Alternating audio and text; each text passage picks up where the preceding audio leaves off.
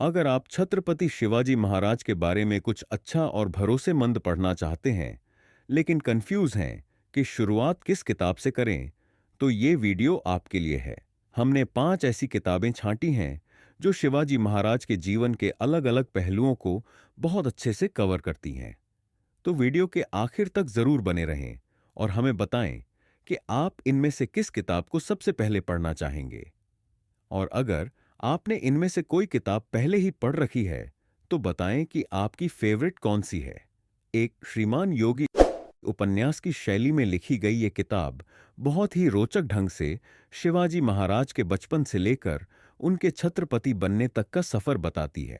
कहानी की शक्ल में लिखा गया ये इतिहास कभी बोर नहीं करता। खास बात यह है कि उपन्यास जैसा होने के बावजूद इसमें ऐतिहासिक तथ्यों के साथ कोई समझौता नहीं किया गया है। मूल रूप से मराठी में लिखी गई ये किताब अब हिंदी, अंग्रेजी और दूसरी भारतीय भाषाओं में भी उपलब्ध है। 2. Shivaji and his times. अगर आप कहानी नहीं बल्कि सीधा इतिहास पढ़ना चाहते हैं, तो ये किताब सबसे भरोसेमंद मानी जाती है। शिवाजी महाराज पर गहराई से रिसर्च की बात हो तो इतिहासकार सर जद्दूनाथ सरकार का नाम सबसे ऊपर आता है। ये किताब उन्हीं की लिखी हुई है और इसका हिंदी समेत कई भारतीय भाषाओं में अनुवाद हो चुका है। 3. राजा शिव छत्रपति। इस किताब को लिखा है बाबा साहेब पुरंदरे ने, जिन्हें शिवाजी महाराज के लिए उनके समर्पण और शोध के लिए जाना जाता है। ये किताब 2 हिस्सों में बंटी है। पहला हिस्सा शिवाजी के शुरुआती जीवन पर और दूसरा उनके उत्तरकाल पर केंद्रित है।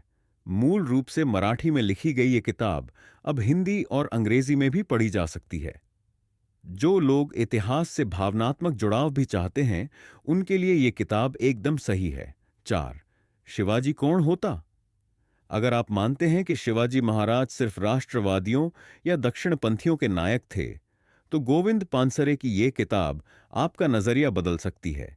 एक कम्युनिस्ट विचारधारा वाले लेखक की नज़र से शिवाजी को देखना अपने आप में एक अलग अनुभव है। इस किताब से ये साफ होता है कि शिवाजी महाराज को अलग अलग विचारधाराएं कैसे समझती हैं। गौर करने वाली बात यह है कि गोविंद पानसरे की 2015 में हत्या कर दी गई थी। 5. शिवराज भूषण और शिवा बावनी। अगर आप गद्य से हटकर कोई काव्यात्मक रचना पढ़ना चाहते हैं, तो कवि भूषण की ये दोनों रचनाएं बेहतरीन विकल्प हैं।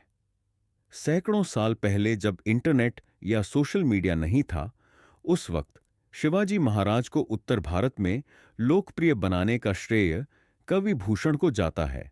ब्रजभाषा में लिखे गए इन छंदों की लोकप्रियता आज भी बनी हुई है। इन्हें पढ़ने के लिए किसी किताब की जरूरत नहीं है। सिर्फ गूगल पर सर्च करके आप इन्हें पढ़ भी सकते हैं और इन पर बने वीडियो भी सुन सकते हैं, जो अक्सर वायरल होते रहते हैं।